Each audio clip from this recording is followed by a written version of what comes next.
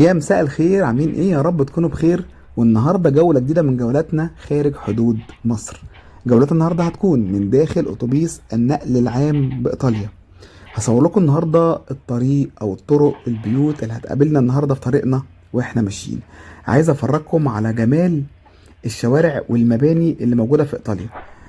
كل الاماكن اللي رحتها لحد دلوقتي، طبعا انا يا دوبك بقالي شهرين في ايطاليا. كل الاماكن اللي موجوده هنا تحس ان هي كلها شبه بعض، البيوت كلها شبه بعضها، الالوان كلها واحده. حاجه جميله جدا جدا. الاتوبيس اللي انا راكبه هو اتوبيس ترددي، اللي هو يعتبر دورين ورا بعض مش فوق بعض. اتوبيس كده زي فكره الترام او المترو كده، بيبقى عربيتين ورا بعض بس واحد. اتوبيس شكله جميل جدا جدا، حاجه حلوه، ما حدش بيسالك على اي حاجه.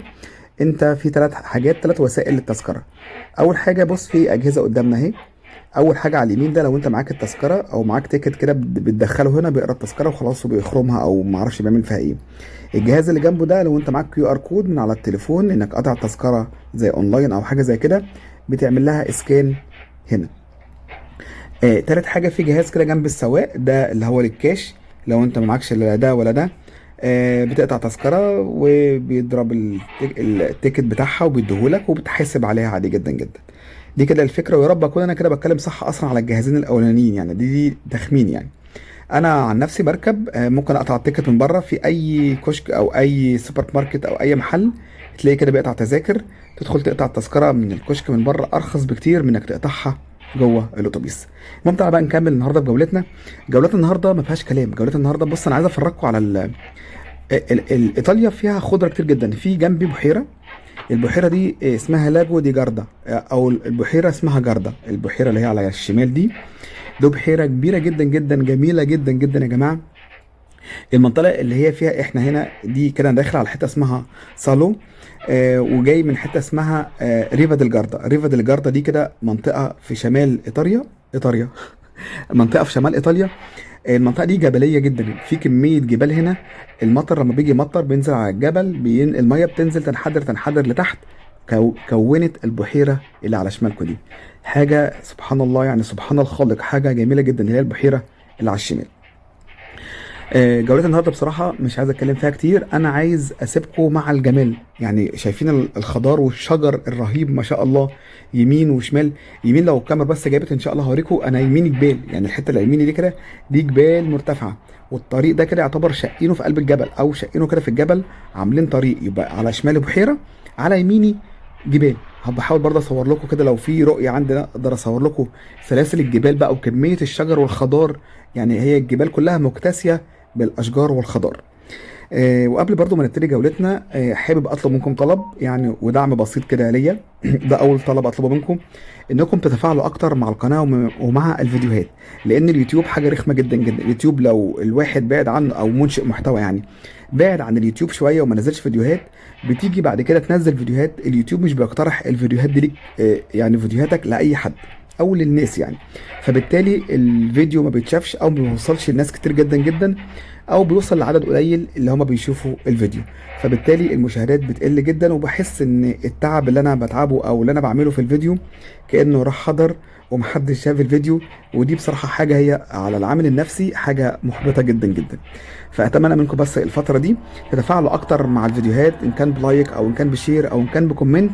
الحاجات دي بترفع الريتش بتاع الفيديو او القناه شويه، ويخلي اليوتيوب يحس ان الفيديوهات عليها اقبال، فبالتالي بيرفعها ويقترحها لاكبر عدد من الناس. ده طلب مني ليكم، واتمنى يا رب انكم تتفاعلوا معايا وتنفذوا طلب ان شاء الله يعني. تعالوا بقى نكمل في جولتنا. جولتنا النهارده انا كده رايح على مدينه اسمها سالو. تمام. فانا قلت اصور لكم من جوه الباص، يعني انا حابب اجيب الكادر بتاع الاتوبيس اللي هو بدايته مع الطريق. بجد انا حاسس اللي هو كده اجمل. انا ممكن اعمل زوم واوريكم الطريق بس هيتقص منه حاجات كتير. وطبعا ما ينفعش على فكره، انا قاعد كده في كرسي المفروض عاملين عليه لوجو او ستيكر كده مخصص لكبار السن، وده اصلا غلط. فانا كده هصور لكم، بس انا استاذنت السائق هصور بس كده 10 دقايق بالكتير، اوريكم جمال الطرق وجمال الاحترام في السواقه ولا في النظافه، في كل حاجه. بصراحه حاجه جميله جدا جدا، حاجه انا بحبها قوي وجيت شفتها في الاماكن او في البلد اللي انا فيها دلوقتي. لحد دلوقتي انطباعي عن ايطاليا بلد نظيفة، بلد منظمة، بلد بجد حاجة جميلة جدا جدا. كمية خضار شفته جميل جدا. طبعا انا ما رحتش ميلانو لسه، ولا رحت روما، ولا نزلت تحت. يعني انا ما نزلتش في الجنوب، ما نزلتش في الجنوب. انا فوق في الشمال من ساعة ما جيت، انا في الشمال. رحت فيرونا، وصورت لكم فيرونا يا جماعة. اللي حب يشوف مدينة فيرونا، فيرونا مدينة جميلة جدا جدا. صورت لكم السنتر بتاع فيرونا او قلب المدينة بتاع فيرونا. صورت لكم بيت روميو وجولييت لو انتوا حابين تتفرجوا عليه. صورت لكم بيت روميو وجولييت. لو انت ما اتفرجتش على فيديو فيرونا، او هتلاقي الفيديو باسم منزل روميو وجولييت، روح اتفرج عليه هيعجبك جدا جدا. وهو برضو فرصة تشوف مدينة فيرونا على الواقع، يعني متصورة تصوير زي واقعي، زي ما كنت بصور في مصر كده. بننزل الشوارع ونصورها وتشوف الحياة الواقعية للشارع. فبالتالي برضو هحاول برضو انقل لكم الحياة الواقعية لايطاليا ان شاء الله في الفتره اللي انا اقعد فيها هنا. وان شاء الله اكيد برضو لما انزل مصر هرجع تاني اصور لكم مصر واحياء مصر وشوارع مصر. ومصر انا غبت شهرين، حاسس ان انا غبت عنها سنتين. رغم الجمال اللي انا شايفه، بس صدقوني مصر فيها روح. مصر بالنسبه لي ما تتقارنش بحاجه، ما تتقارنش باي شيء. مصر هي فعلا هي الام. امك ممكن ما تكونش احلى واحده، بس هي عندك اجمل واحسن واحده. فدي مصر بصراحه بالنسبه لي، مش كلام يعني شعراء والحاجات دي، بجد هي مصر وحشاني جدا جدا. وحشاني شوارعها، وحشاني طرقها، وحشاني ناسها، وحشاني الروح الطيبة اللي فيها، وعشان حاجات كتير جدا جدا مش موجودة هنا. هنا الحياة عملية لأبعد الحدود، هنا عملية جدا جدا. العمل هنا متعب قوي يا جماعة. الغربة ما تفتكروش، مش هنتكلم عن العامل النفسي. وإن شاء الله بحاول هعمل لكم إن شاء الله الفترة الجاية فيديوهات عن الغربة، وهل فعلا انت آه، آه، انك تجازف وانك تسافر وتسيب بلدك وتروح ده افضل ولا لا؟ وهل هتلاقي كل اللي انت عايزه في البلد او في الغربة ولا لا؟ وايه الصعاب اللي ممكن تقابلك فيها؟ وايه والحاجات الكويسة برضو اللي هتقابلك فيها؟ بس انا مستني اقدم شوية عشان اقدر اديكوا المعلومة الصح، او اقدر اديكوا حتى لو خبرة صغيرة من الحياة اللي انا عشتها هنا في ايطاليا. فان شاء الله دي حاجة فكرة قدام بحاول اعملها. وبحاول برضو انا مسافر قانوني يا جماعه، مسافر بعقد. في ناس كتير بتيجي هجره غير شرعيه. انا لا انصح بذلك، لا انصح خالص. حتى لو انت جيت دخلت البلد، حتى لو انت عديت البحر وعديت بسلام ووصلت البلد، صدقني بيطلع. يعني انا قابلت ناس بتبات في الشارع حرفيا، لان هنا الاجنبي او الايطالي ما بيحبش ياجر لاجنبي. يعني الايطالي صاحب البلد ما بيحبش ياجر لاجنبي، وبيحب كمان ما بيحبش كمان ياجر لعربي، لان بيتعاملوا مع البيوت بطريقه مش صح، او بيحصل شكاوى كتير. فانت صدقني هتبات في الشارع، هتتبهدل، هيطلع عينك. ما تفتكرش انا اقول هتبهدل شويه لا، ده بتعدي ايام، بتعدي صعبه جدا جدا. مش ايام، ده ممكن شهور، ممكن سنين، انت وحظك. على يعني لحد ما تعمل بقى ورقك في البلد دي. لان من غير ورق في البلد او في اوروبا صدقني مش هتعرف تعيش. ولو حتى اشتغلت، بتشتغل حاجه اسمه شغل في الاسود. لو بياخدوا 8 يورو او 9 يورو في الساعه، انت ممكن تاخد 3 يورو 4 يورو. لان اللي بيشغلك بيجازف بيك. ولو اتمسك عنده بتعمل له قضيه ان هو مشغلك بدون اوراق، وحاجات كتير قوي وافلام كتير انت في غنى عنها. فيا جماعه بلاش الهجره غير شرعيه. انا مش بنصح، بس دي حاجات انا شفتها من الواقع هنا. وان شاء الله انا ناوي بجهز حلقة باذن الله عن الناس اللي هجرت هجرة غير شرعية. هجرة ايه اللي هي، اسف يا ربي، سافرت سفر غير شرعي، اللي هو عن طريق البحر والحاجات دي كلها، وجوهم على ايطاليا. قد ايه هم متبهدلين، قد ايه هم متهانين. صدقني ممكن شهر يعمل فلوس، الشهر اللي بعده ما يعملش فلوس. ممكن يشتغل يومين ثلاثة وبيت الشهر قاعد. الدنيا مش حلوة خالص خالص.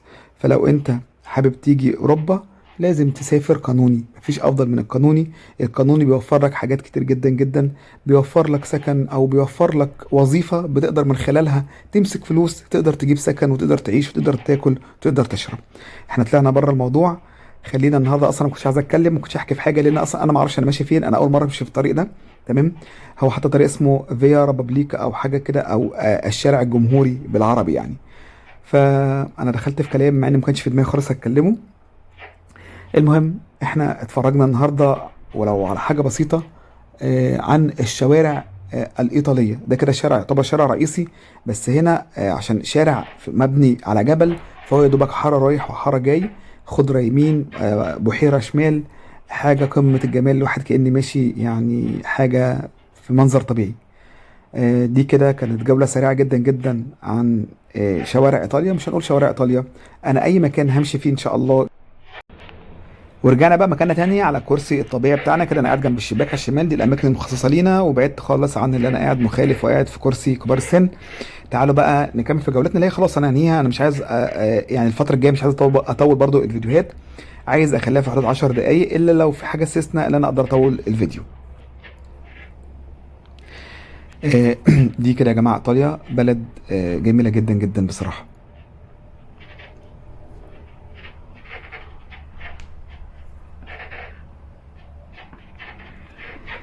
تعالوا نرجع بقى، مش نرجع، تعالوا ننهي حلقتنا. يعني هحاول في اي مكان ان شاء الله اروحه، وانا قاعد في مكان حاليا مكان سياحي شكله جميل جدا جدا. ان شاء الله قريب اصور لكم السنتر بتاع المكان، واصور لكم الجمال الطبيعه اللي موجوده في المكان اللي أنا فيه. هي منطقه جبليه برضه، انا قاعد لسه في شمال ايطاليا. هصور لكم المنطقه دي لحد ما ان شاء الله بقى ما اتنقل لمكان تاني. هبقى ان شاء الله برضه اصور لكم اي مكان جديد انا هروحه، هصوره لكم عن ايطاليا.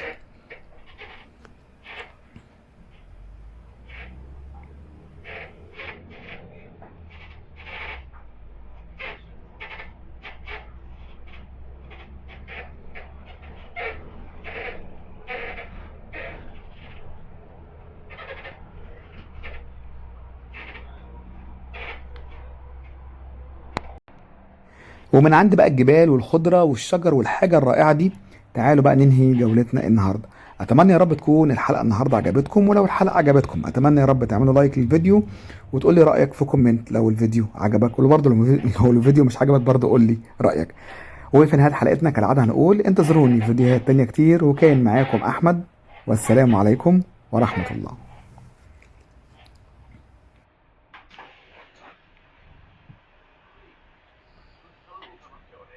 Cosa che spiegami la Brescia, grosso modo. Da qua arrivo a Brescia 10 alle 10, quindi un'oretta e 20 più o meno. Mettiamo un'ora e mezza, esatto, perché dopo Brescia devo prendere la coincidenza sempre l'ora, no? Però ci sto dentro, metto... Un'ora e 20 da qua, un'ora e mezza da Gargnano.